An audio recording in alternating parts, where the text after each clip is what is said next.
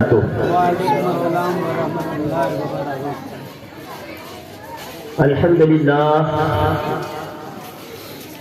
الحمد للہ رب العالمین والصلاة والسلام علی سید الانبیاء والمرسلین، اما بعد فاعوذ باللہ من الشیطان الرجیم، بسم اللہ الرحمن الرحیم۔ قد جاءكم من الله نور وكتاب مبين، صدق الله المولانا العظيم وصدق رسوله النبي الأمين الكريم المكين، ونحن على ذلك لمن الشاهدين والشاكرين والحمد لله رب العالمين۔ اسلام کے فطرت میں قدرت نے لچک دی ہے، اسلام کے فطرت میں قدرت نے لچک دی ہے، جتنا اسے دباؤ گے اتنا ہی ابھرے گا، جتنا اسے دباؤ گے اتنا ہی ابھرے گا۔ اسلام تیرے چاہنے والے نہ رہے،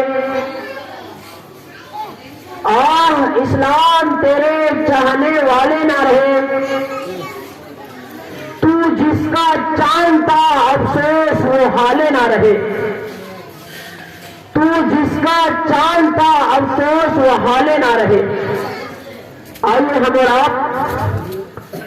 سب سے پہلے گنبد خضرا میں آرام فرمانے والے آقا، دونوں عالم کے داتا مالک کونین، ہم غریبوں کے غمگسار حضور احمد مصطفیٰ محمد مصطفیٰ صلی اللہ تعالیٰ علیہ وسلم کی بارگاہ بے کسپنا میں درود پاک کا ہدیہ نیچار فرمائیں، پڑھے اللہم صلی علی سیدنا و شفیعنا حبیبنا و مولانا محمد وبارک وسلم صلاۃ و سلام علیک یا رسول اللہ صلی اللہ تعالیٰ علیہ وسلم۔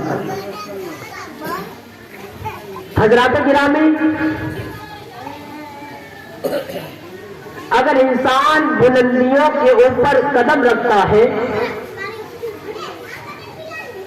اگر انسان اوپر چلنا چاہتا ہے، اگر انسان کے رتبے و مراتب اسے بلندیوں کی طرف لے جانا چاہتے ہیں، تو اس انسان کو کئی پریشانیوں کا سامنا کرنا پڑتا ہے۔ کبھی اسے گھریلو پریشانیوں کا سامنا کرنا پڑتا ہے، تو کبھی اس کے سامنے سوسائٹی پریشانی آتی ہے، تو کبھی اس کے سامنے گاؤں کے لیول پر پریشانی آتی ہے، تو کبھی اس کے سامنے سٹی کے لیول پر پریشانی آتی ہے۔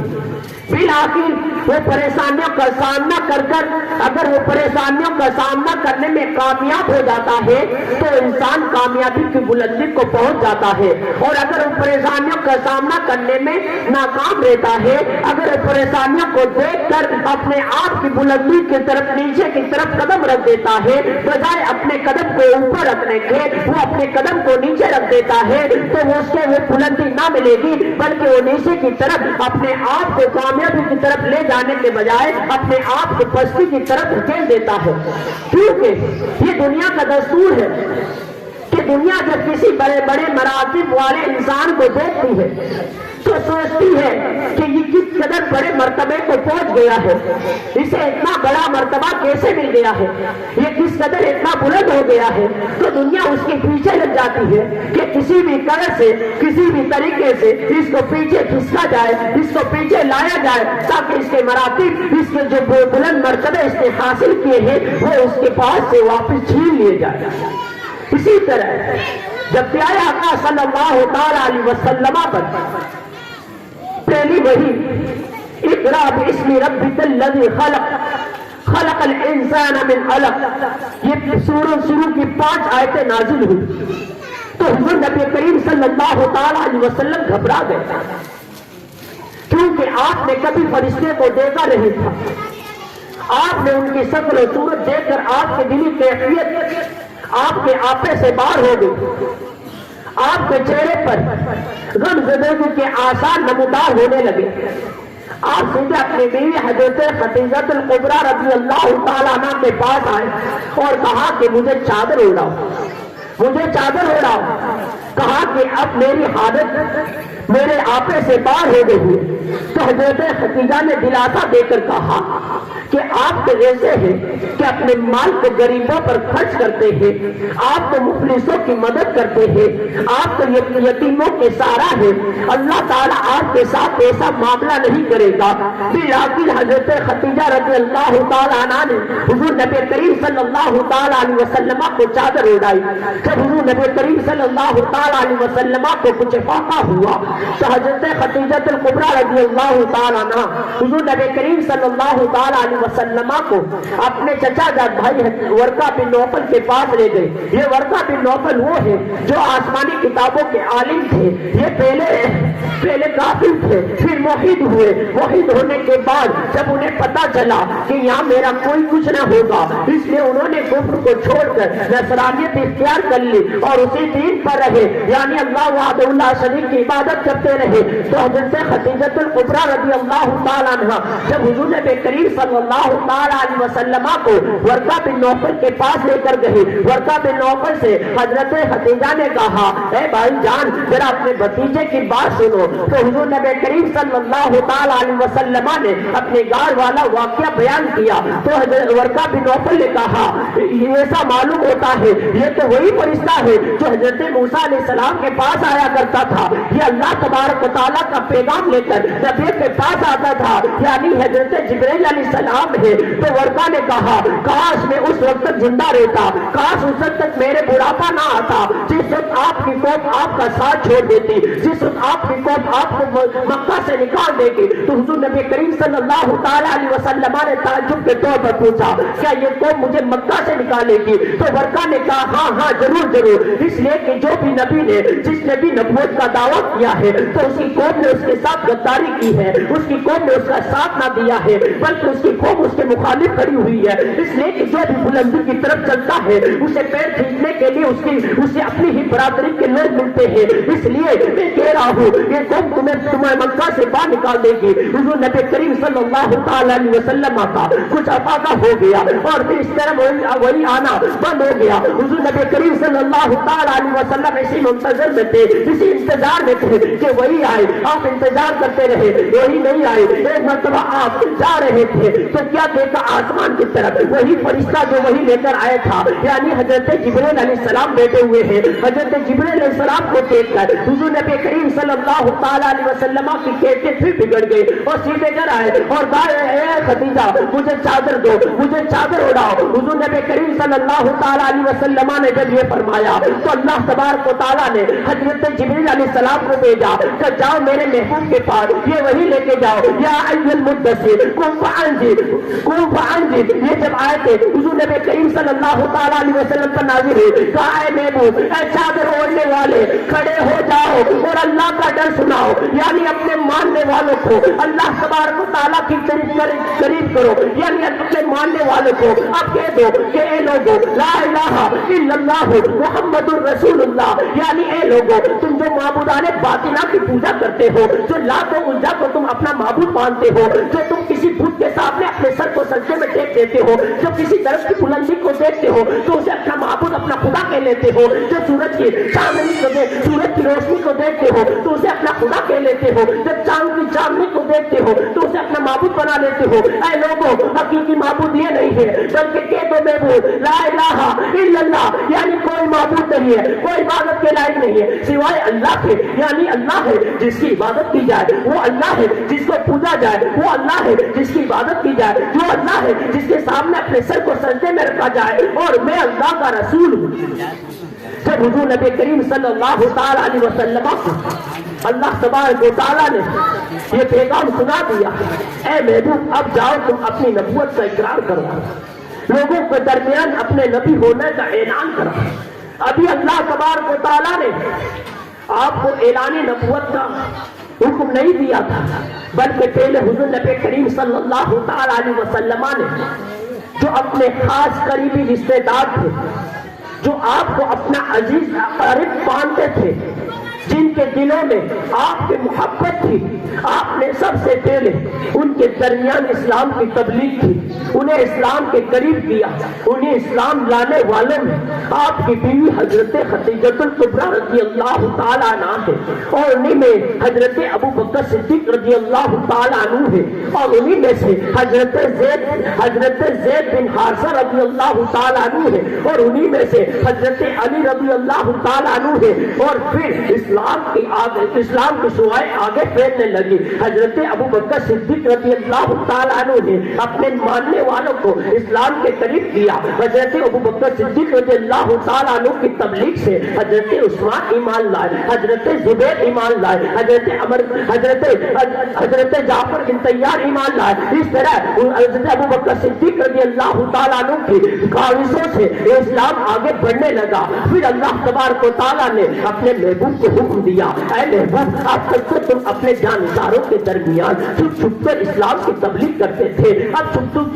چھپ کر لوگوں کو اسلام کی دعوت دیتے تھے، لیکن اب تم اپنے قریبی رشتہ داروں کو اسلام کی طرف بلاؤ، اپنے خاندان والوں بنو ہاشم کو اسلام کی طرف بلاؤ، اپنے خاندان والوں قریش کو اپنے اسلام کی طرف بلاؤ۔ تو حضور نبی کریم صلی اللہ تعالیٰ علیہ وسلم کوہ صفا کی پہاڑی پر گئے اور کہا یا معشر القریش، اے گروہ قریش۔ جب آپ نے قریش والوں کو پکارا تو آپ کے خاندان والے قریش والے جمع ہو گئے۔ حضور نبی کریم صلی اللہ تعالیٰ علیہ وسلم کوہ صفا کی پہاڑی پر ہیں۔ حضور نبی کریم صلی اللہ تعالیٰ علیہ وسلم نے سیدھے یہ نہیں کہا اے لوگوں اللہ کے سوا کوئی معبود نہیں، میں اللہ کا رسول ہوں، بلکہ اپنے قول کی پہلے تصدیق کی۔ اے کہا اے لوگوں، اے قریش خاندان قریش، اگر میں یہ کہوں کہ ایک لشکر کوہ صفا کے پیچھے ہے جو تم پر آج حملہ کرنے والا ہے، وہ پوری تیاری کے ساتھ ہے، کیا تم مان لو گے؟ تو قریش نے بیک زبان ہو کر کہا ضرور مانیں گے، اس لیے کہ ہم نے آپ کا بچپنا دیکھا ہے، ہم نے آپ کی جوانی دیکھی ہے، ہم نے آپ کا ہر دور دیکھا ہے، کبھی آپ نے جھوٹ نہیں بولا ہے، آپ صادق تھے، آپ امین تھے، اس وجہ سے ہم آپ کی ہر بات کو مان لیں گے۔ تو حضور نبی کریم صلی اللہ تعالیٰ علیہ وسلم نے جب تصدیق کروا لی کہ میں سے لوگوں کے درمیان سچا ہوں، لوگ مجھے سچا مانتے ہیں، لوگ مجھے امین کہتے ہیں، تو حضور نبی کریم صلی اللہ تعالیٰ علیہ وسلم نے فرمایا اے لوگوں تم لات اور عزا کی پوجا کو چھوڑ دو، اس لیے کہ یہ معبود باطلہ ہے، ان کے سامنے اپنے سروں کو سجدے میں نہ جھکاؤ، بلکہ کہو لا الہ الا اللہ محمد رسول اللہ، یعنی اللہ کے سوا کوئی عبادت کے لائق نہیں اور میں محمد اللہ کا بھیجا ہوا رسول ہو۔ جب لوگوں نے یہ سنا تو کفار قریش لوگوں نے کہا کہ آپ نے ہمیں اسی لیے جمع کیا تھا، اور وہ حضور نبی کریم صلی اللہ تعالیٰ علیہ وسلم کو برا بھلا کہتے ہوئے رخصت ہو گئے۔ ادھر حضور نبی کریم صلی اللہ تعالیٰ علیہ وسلم نے اسلام کی تبلیغ شروع کی، اسلام پھیلتا رہا، اسلام کچھ پھیل گیا تو پھر اسلام کا تیسرا دور شروع ہوا۔ اللہ تبارک و تعالیٰ نے اپنے محبوب سے فرمایا اے محبوب ابھی تو تم نے پہلے چھپ چھپ کر تبلیغ کی، پھر تم نے اپنے خاندان والوں کو بلایا ہے، اب اے محبوب پورے مکہ میں اپنے نبی ہونے کا اعلان کر دو، اب تبلیغ عام کر دو، یعنی ہر لوگوں کے دلوں میں ہر لوگوں کے کانوں تک یہ پیغام پہنچا دو کہ اللہ کے سوا کوئی عبادت کے لائق نہیں ہے اور میں محمد رسول اللہ کا بھیجا ہوا رسول ہوں۔ تو حضور نبی کریم صلی اللہ تعالیٰ علیہ وسلم نے لوگوں کے درمیان یہ پیغام پہنچانا شروع کیا، تو بجائے لوگوں کے اسلام لانے کے حضور نبی کریم صلی اللہ تعالیٰ علیہ وسلم کے دشمن ہو گئے، مسلمانوں کے دشمن ہو گئے۔ حضور نبی کریم صلی اللہ تعالیٰ علیہ وسلم کو سب تکلیف پہنچانے کے پریاز ہے، حضور نبی کریم صلی اللہ تعالیٰ علیہ وسلم پر تکلیف کے پار توڑے جانے لگے، بجائے اسلام قبول کرنے کے وہ غریب مسلمان جنہوں نے اسلام قبول کیا تھا انہیں ہدایت دی جاتی تھی، انہیں تکلیفیں دی جاتی تھی، انہیں گرم ریت پر لیٹا دیا جاتا تھا، ان کے چہرے ان کے سینے ان کے پیٹوں کو داغا جاتا تھا، ان کے گلے میں رسی کا پردہ ڈال کر انہیں کئی طرح کی تکلیفیں دی جاتی تھی، یہاں تک کہ حضور نبی کریم صلی اللہ تعالیٰ علیہ وسلم پر بھی تکلیف کے پار توڑنے میں ان کو پاران مکہ نے بس نہ کیا، بلکہ حضور نبی کریم صلی اللہ تعالیٰ علیہ وسلم کو کو معاذ اللہ انہوں نے کاہن کہا، جادوگر کہا، شاعر کہا، یعنی نہ جانے کیسے کیسے القاب سے وہی قوم جو حضور نبی کریم صلی اللہ علیہ وسلم کو صادق اور امین کے لقب سے پکارتی تھی، اب وہی قوم جب حضور نے اعلان نبوت کر دیا تو وہی قوم آپ کو شاعر کہہ رہی ہے، جادوگر کہہ رہی ہے، وہی قوم آپ کو کاہن کہہ رہی ہے۔ بلکہ یہی پر بس نہ کیا، بلکہ حضور نبی کریم صلی اللہ علیہ وسلم کے معاذ اللہ کافروں نے آپ کے گلے میں رسی کا پندہ ڈال کر آپ کے جسم کو گھسیٹا بھی ہے، یہاں تک کہ ایک مرتبہ حضور نبی کریم صلی اللہ علیہ وسلم خانہ کعبہ کے اندر صحن میں نماز ادا کر رہے تھے، اتنے میں ابو جہل آیا اور کہا کہ فلاں قبیلے میں اونٹ ذبح کیا ہوا ہے، کون ہے جو وہاں اونٹ کی اوجڑی لا کر ان کے اوپر رکھ دے، ان کے سینگ کی پیٹھ پر رکھ دے۔ تو ایک کافر اٹھا اور اس نے کہا میں یہ کام کرتا ہوں، وہ گیا اور اوجڑی لا کر حضور نبی کریم صلی اللہ علیہ وسلم کے سینے مبارک آپ کی پیٹھ مبارک پر رکھ دیا۔ ذرا مسلمانوں سوچو کہ ہمارے نبی صلی اللہ علیہ وسلم نے اس اسلام کو ہم تک پھیلانے میں، اس اسلام کو ہمارے تک پہنچانے میں کس قدر تکلیفیں اٹھائی ہے، کس قدر تکلیفیں اٹھائی ہے۔ آپ کو کاہن کہا گیا، آپ کے اوپر پتھر برسا گئے، آپ کے راستے میں کانٹے بچھائے گئے، آپ کے راستے میں گڈھے کھودے گئے، آپ کے پیچھے بچوں کو لگا کر جادوگر کا انتخاب کیا گیا، پاگل میں بچوں کو لگا کر آپ کو پاگل کہتے تھے۔ یہاں تک کیا بول ہے جب حضور نبی کریم صلی اللہ علیہ وسلم کہیں بھی جاتے لوگوں کے درمیان تبلیغ دیتے تو ابو لہب جو آپ کا چچا تھا کہتا تھا اے لوگوں ان کی تبلیغ نہ سنو، یہ میرا بھتیجا پاگل ہو گیا ہے، ان کی تبلیغ نہ سنو، یہ بہت گیا ہے، ان کے راستے پر نہ چلو، اس لیے کہ ہمارے معبودان باطلہ کو برا کہتا ہے، یہ لات عزا کی عبادت سے ہمیں روکتا ہے، اے لوگوں ان کی باتوں کو نہ سنو، یہ کہا گیا۔ پھر بھی حضور نبی کریم صلی اللہ علیہ وسلم اسلام کی تبلیغ سے باز نہ ہے۔ میں عرض کر رہا تھا کہ حضور نبی کریم صلی اللہ علیہ وسلم کی پیٹھ مبارک پر اوجڑی رکھ دی گئی، لیکن حضور نبی کریم صلی اللہ علیہ وسلم ابھی سخت سجدے میں رکھے ہوئے ہیں، ادھر کفار آپ کی حالت دیکھ کر ہنس رہے ہیں، مسکرا رہے ہیں، کیکے لگا رہے ہیں اور ایک کے اوپر گر رہے ہیں۔ جب آپ کی بیٹی حضرت فاطمہ جو ابھی کم عمر ہے ان کو خبر پہنچی تو وہ آئے اور کفار نے مکہ کو برا بلا کہا اور حضور نبی کریم صلی اللہ علیہ وسلم کے مبارک جسم سے اوجڑی کو ہٹائے۔ کافروں نے یہیں پر بس نہ کیا بلکہ ہر دم اس بات میں لگے رہتے تھے جیسا موقع ملے حضور نبی کریم صلی اللہ علیہ وسلم کو پریشان کیا جائے، کسی طرح سے بھی ان کو تبلیغ اسلام سے روکا جائے، ان کو اسلام کی تبلیغ سے روکا جائے تاکہ یہ اسلام کی تبلیغ سے باہر آ جائے۔ ہمارے معبودان باطلہ بھی جو نہ کرے، ان کو تکلیف نہ پہنچائے، ان کے بارے میں برا بلا نہ کہے، کیوں نہ ہو نبی کریم صلی اللہ علیہ وسلم کو اللہ تبارک و تعالیٰ نے اسی لیے بھیجا تھا اے نبی جا کر تم کھلا بیان سنا دو، لوگوں کو اس نہر جہنم سے بچا لو، لوگوں کو اس کا پیغام اللہ کا پیغام سنا دو، کہہ دو جو حق پر چلے جائے گا، جو میرے قدم کی راہ جو میرے قدم کے پیچھے چلے گا تو وہ ہدایت پالے گا، جو اپنے معبودان باطلہ کو نہ چھوڑے گا وہ اسی طرح جہنم کی آگ میں دھکیل دیا جائے گا۔ اس طرح حضور نبی کریم صلی اللہ علیہ وسلم تبلیغ کرتے رہے اور جو مسلمان جو کمزور مسلمان تھے، جو غریب مسلمان تھے، جو کسی کے غلام تھے، انہیں اسلام لانے کی وجہ سے اس قدر پریشان کیا گیا۔ حضرت احباب رضی اللہ تعالیٰ عنہ کو کفار نے مکہ نے یہاں تک کہ آپ کے سینے کو آپ کی پیٹھ کو داغا گیا اور اس داغنے کے بعد آپ کو انگاروں پر لیٹا دیا گیا، یہاں تک کہ آپ کے انگاروں پر لیٹنے سے آپ کی پیٹھ دگی ہوئی تھی، وہاں سے چربی بہی جس کی وجہ سے وہ انگارے بھی بجھ گئے، یہیں پر فیصلہ کیا گیا۔ حضرت بلال حبشی رضی اللہ تعالیٰ عنہ کو جو امیہ بن خلف کا غلام تھے، انہیں اس قدر امیہ تکلیف دیتا تھا کہ آپ کے گلے میں رسی کا پندہ ڈال دیتا اور پورے بازار میں گھسیٹتا جب دوپہر کا وقت ہوگا، کیونکہ عرب کی گرمی مشہور تھی، عرب کا صحرا مشہور تھا۔ عرب کی گرمی کے بارے میں بتایا جاتا ہے کہ دوپہر کے وقت میں اگر ریت پر روٹی رکھ دی جائے تو روٹی بھی سک سکتی ہے، اس قدر گرمی کا ہاتھ تھا۔ صحرائے عرب مشہور تھے، اس لیے وہاں کی ریت مشہور تھی۔ اس تپتی ہوئی دھوپ میں امیہ حضرت بلال حبشی رضی اللہ تعالیٰ عنہ کو لیٹا دیتا اور لیٹانے کے بعد آپ کے جسم پر پتھر رکھ دیتا تاکہ یہ ادھر سے ادھر کروٹ نہ بدلے۔ حضرت بلال حبشی رضی اللہ تعالیٰ عنہ اتنے ظلم سہنے کے باوجود بھی آپ احد احد کی صدا بلند کرتے، یعنی اللہ ایک ہے، اللہ ایک ہے۔ امیہ بن خلف دیتا اے بلال تم اپنے معبود دین کو چھوڑ کر وہ اپنے پرانے دین کی طرف آ جاؤ. تو حضرت بلال کہتے ہیں میں سب تکلیفیں برداشت کر سکتا ہوں, میں اپنی جان بھی دے سکتا ہوں, لیکن میں اپنے دین کو نہیں چھوڑ سکتا, میں اپنے دین کو نہیں چھوڑ سکتا. اس لیے کہ وہ مصطفیٰ صلی اللہ تعالی علیہ وسلم کا جام تھا جنہوں نے انہیں پی لیا تھا. اب وہ جام ان سے دل سے نکلنے والا نہ تھا, اس لیے کہ انہیں حضور نبی کریم صلی اللہ تعالی علیہ وسلم کے شہدائی تھے, اس لیے کہ انہیں اپنے جان کو حضور نبی کریم صلی اللہ تعالی علیہ وسلم کے نام پر قربان کرنی تھی. اس لیے انہوں نے ہر تکلیف کو سہا, ہر تکلیف کو برداشت کیا. اگر ان کی طرح اگر پہاڑ بھی ہوتا تو وہ ان تکلیف کو دیکھ کر ہل جاتا, لیکن غلامان مصطفیٰ پر قربان جاؤ ان نہتے مسلمانوں پر, قربان جاؤ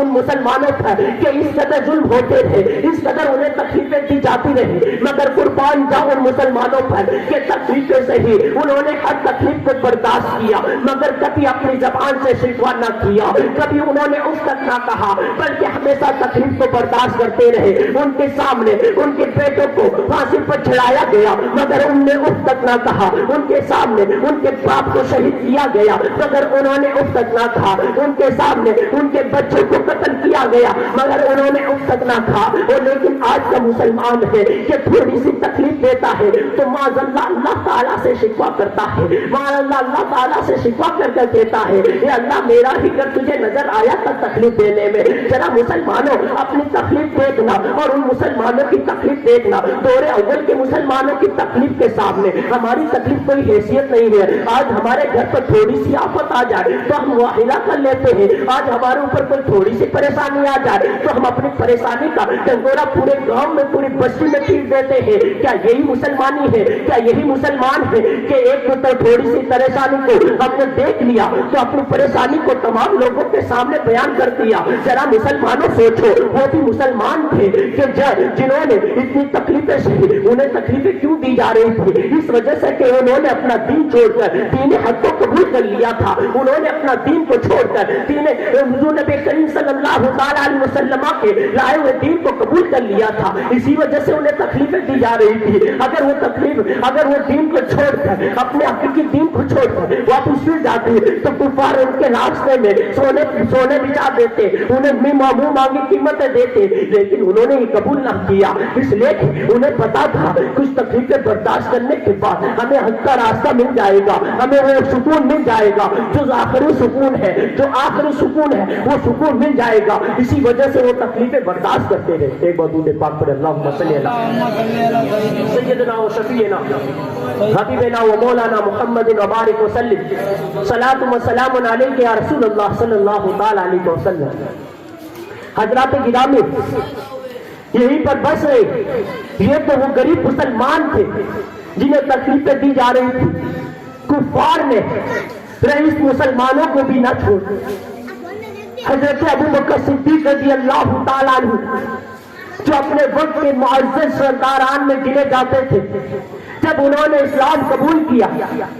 تو انہیں بھی لوگوں نے تکلیفیں دی, یہاں تک کہ آپ کے جسم کو لہو لعان کر دیا,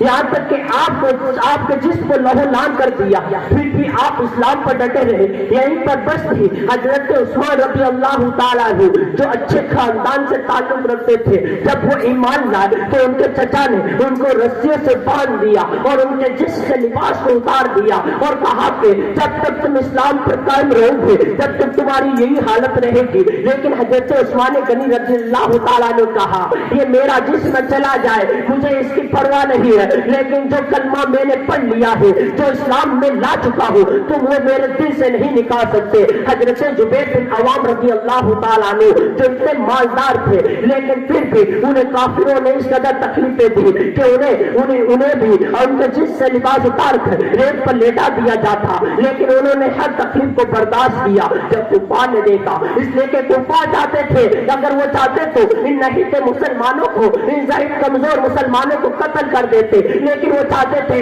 کہ مسلمانوں کو قتل نہ کیا جائے، بلکہ انہیں تکلیفیں دے دے کر، انہیں پریشان کر کر کے، ان کے دین سے پھیر کر پرانے دین کی طرف لایا جائے۔ انہوں نے دیکھا کہ اب اسلام میں تو بڑھنے سے رک نہیں رہا ہے، کیوں نہ ہو اسلام تیری فطرت میں قدرت نے لچکتی ہے، اسلام تیری فطرت میں قدرت نے لچکتی ہے، جتنا دباؤ کہ اتنا ہی ابھرے گا۔ یعنی جب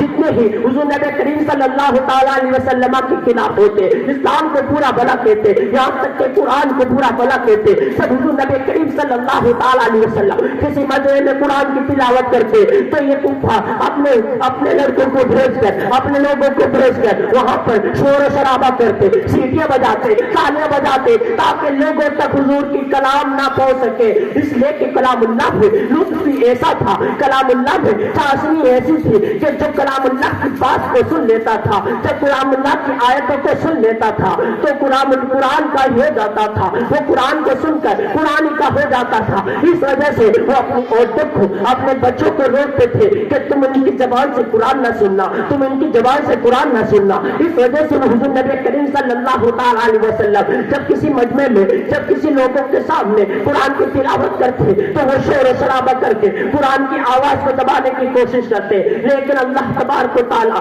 جس کا حمایت ہو، اللہ تبارک و تعالیٰ جس کا مددگار ہو، اللہ تبارک و تعالیٰ جسے بلندی تھے اس کو کوئی گھٹانے والا نہیں ہے، اس کو کوئی مٹانے والا نہیں ہے۔ آج بھی لاکھ کوششیں کی جا رہی ہے اسلام کو مٹانے کی، ناپاک سازشیں رچی جا رہی ہے، اسلام کو بدنام کرنے کی ناپاک کوششیں کی جا رہی ہے، لیکن اسلام کوئی عام انسان کا نہیں ہے، اسلام کوئی عام دین نہیں ہے، اسلام کوئی دنیا دار کا بنایا ہوا نہیں ہے، اسلام کوئی عام انسان کا بنایا ہوا نہیں ہے، بلکہ اسلام تو وہ مذہب ہے جسے خالق کائنات نے بنایا ہے، اسلام تو وہ مذہب ہے جسے مالک مختار نے بنایا ہے، اسلام تو وہ مذہب ہے جسے نبی مختار لے کر آئے تھے۔ اس کو مٹانے کے لیے قرآن کو مٹانا ہوگا، قرآن کا مٹانا ناممکن ہے، اس کو مٹانے کے لیے عالم کو مٹانا ہوگا، ان کا سب کا مٹانا ناممکن ہے، اس لیے کہ اللہ تبارک و تعالیٰ نے اس دین کی حفاظت کی ذمہ داری خود لے رکھی ہے۔ سبحان اللہ۔ یہ ہے اسلام، کہ اسلام ہم تک ایسے نہ پھیلا ہے، بلکہ اسلام کو پھیلانے میں ہمارے اکابر نے، صحابہ کرام نے طرح طرح کی تکلیفیں سہی ہیں، طرح طرح کی مصیبتیں برداشت کی ہیں۔ جب کافروں نے دیکھا کہ اس طرح کا معاملہ رکنے والا نہیں ہے، اسلام رکنے والا نہیں ہے، تو انہوں نے عتبہ بن ربیعہ کو حضور نبی کریم صلی اللہ تعالیٰ علیہ وسلم کے پاس بھیجا، کہا کہ جاؤ تم معلوم کر لو کہ نبی کچھ چاہ تو نہیں رہے ہیں، کچھ ان کی خواہش تو نہیں ہے، کچھ ان کی آرزو تو نہیں ہے کہ یہ یہاں کی عظمت اور جاہ و جلال کے لیے، یہاں کی بادشاہی کے لیے کر رہے ہو۔ اگر یہ چاہے، اگر بادشاہی چاہے تو ہم ان کو بادشاہی دے دیتے ہیں، اگر یہ مختاری چاہے تو ہم ان کو اپنے پورے علاقے کا مختار بنا دیتے ہیں، اگر یہ کسی اچھے قبیلے کی اچھی عورت سے شادی کرنا چاہے تو ہم انہیں اچھی عورت سے شادی کروا دیتے ہیں۔ جب عتبہ بن ربیعہ حضور نبی کریم صلی اللہ تعالیٰ علیہ وسلم کے پاس آیا اور ایک تنہائی میں گفتگو کی اور کہا اے محمد تمہارا کیا ارادہ ہے؟ کیا تم خواہش کرتے ہو کہ تمہیں جاہ و جلال دے دیا جائے، تمہیں مال و متاع دے دیا جائے؟ کیا تمہیں چاہتے ہو کہ تمہیں حکومت دے دی جائے، یا تم یہ چاہتے ہو کہ تمہاری شادی کسی عرب کے بڑے قبیلے بڑے خاندان میں کرا دی جائے؟ حضور نبی کریم صلی اللہ تعالیٰ علیہ وسلم نے فرمایا مجھے اس کی کوئی حاجت نہیں ہے۔ اس وقت حضور نبی کریم صلی اللہ تعالیٰ علیہ وسلم نے قرآن پاک کی چند آیتیں تلاوت کرنا شروع کی۔ جب عتبہ بن ربیعہ نے قرآن پاک کی چاشنی کو دیکھا، قرآن پاک کے لطف کو دیکھا تو اس کا رونگٹا کھڑا ہو گیا اور وہ دل سے کہنے لگا یہ قرآن ہے، یہ کلام اللہ ہے، لیکن وہ حضور نبی کریم صلی اللہ تعالیٰ علیہ وسلم کے اس نے منہ پر ہاتھ رکھ دیا، کہا کہ رشتہ داری کا واسطہ آپ مجھے نہ سناؤ، ورنہ آپ نے سنایا تو میرا رونگٹا گواہ ہو جائے گا۔ اور وہ عتبہ بن ربیعہ نے جب یہ قرآن اللہ سنا تو اس کا دل متاثر ہو گیا، وہ کفار مکہ کے پاس آیا اور کہا کہ اے کفار مکہ میں نے جو ان کے پاس کلام سنا ہے وہ نہ جادو ہے نہ سحر ہے، بلکہ وہ تو کچھ اور ہی معلوم ہوتا ہے۔ اگر تمہیں بھلائی اسی میں ہے تم انہیں ان کے حال پر چھوڑ دو، اگر وہ کامیاب ہو گئے تو ہماری قریش کا نام روشن ہوگا، اور اگر ناکام ہو گئے تو تمام مکہ والے مل کر ان کو ناکام کر دیں گے، اس میں ہماری بھلائی ہے۔ بجائے کفار قریش نے ان کی بات ماننے تھے، بلکہ اور حضور نبی کریم صلی اللہ تعالیٰ علیہ وسلم کو اور تمام مسلمانوں کو تکلیف دینے میں اور بڑھوتری کر دی اور زیادتی کر دی، یہاں تک کہ جب دیکھا کہ اسلام